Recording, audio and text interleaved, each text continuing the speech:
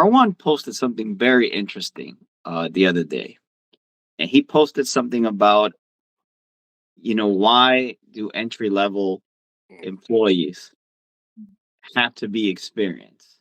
Why can't they just have no experience to commit to an entry level job? What are your thoughts about this? I thought it was pretty interesting what he posted. You want to go? Like, I'll bounce this one on Kev's. You know what? I'll answer it in light of sports, because I was actually thinking of another question too. It's funny.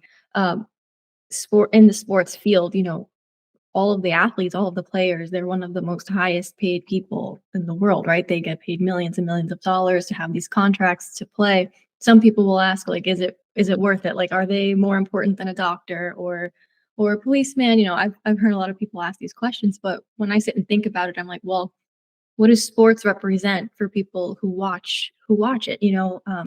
People can be going through so many things at home.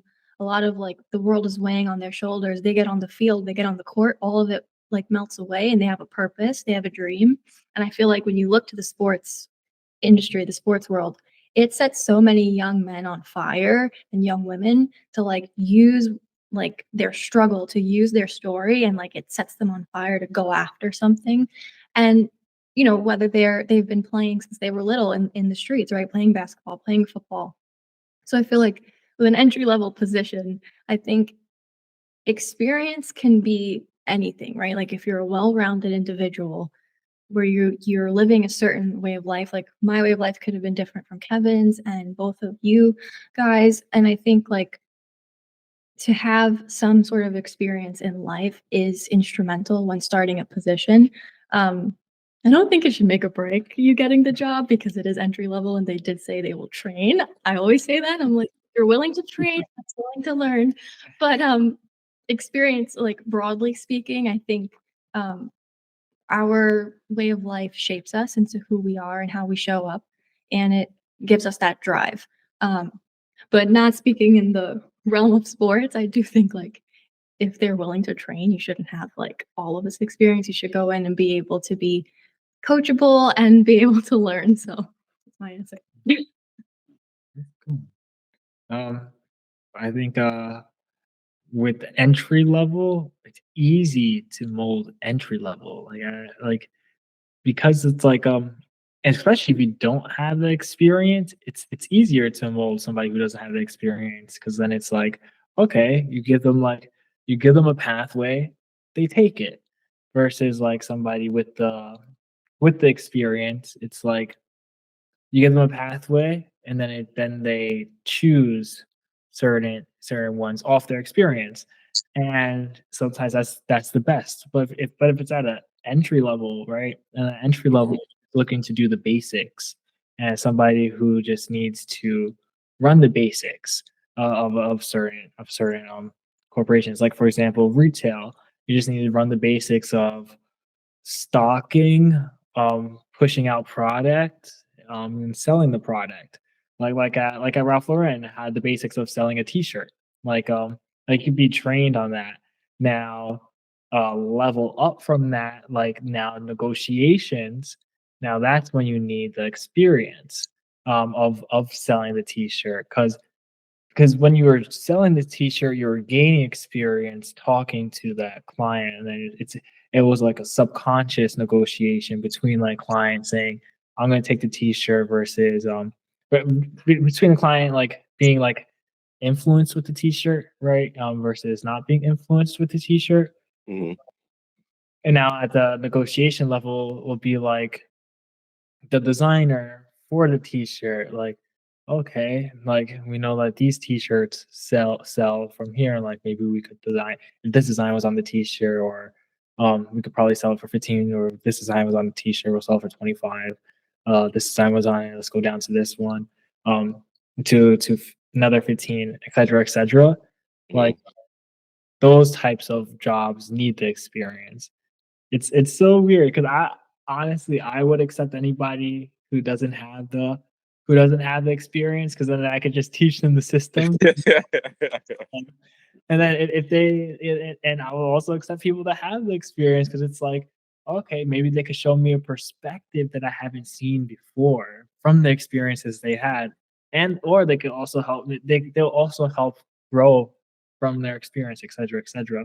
Um, always being coachable and always being learning, and even from somebody who doesn't have the experience, they might even show you a new outlet that wasn't seen before from the person with the experience. Like it's all encompassing. Like there's so much potential in somebody who doesn't have experience. Mhm. Yeah, it was like the reason for that post, because like I said, I just moved back to New York. I've been in the game for 11 years now. And me and my partner was having this conversation, like we're on or I want to say on the verge of collaborating with a big agency finally, after all these years, because we were spending our own money. It took a lot. And yeah, because I was I was trying to get a job, an agent job with another agency, as a way to, for me to network more, and I could use their resources, etc. And try to give me a mailroom position. And it really bugged me out, and it had me mad, because I just went to an NBA draft party last year, and I'm in a room, and in this room, I'm speaking on certain players, and the people that their job is to recruit or know these players, they know nothing about them. And I'm like, wait, hold up. What is your position here? And they tell me, and I'm like, wait, they give you 200 grand a year. You don't know this? Something's not adding up here. So now, it make me think, like, all right, you can't put a guy in the mailroom and expect him to gain resources in sports. What is he learning? How is he going to learn contract negotiations, dropping off mail at cubicles? I understand you got to work your way up in certain fields, but now you're really hustling backwards if you do that. So if you think about it, you go to school for 4 years for sports management, business management, whatever. Then you get in a job like that, and you're doing the mailroom for 2-3 years. That's 7 years you done shaved off your career. Now, once you get in that field, you gotta, gain respect. So you really gotta resource and outlet certain individuals so you could build your network. If your company they ain't helping you do that, what's going on? And that's why I say, like, a lot of these companies is the blind leading the blind, because they just take whoever out of college who don't have a passion for the game. They just want to get into sports because there's money in it, but they don't have no heart for it.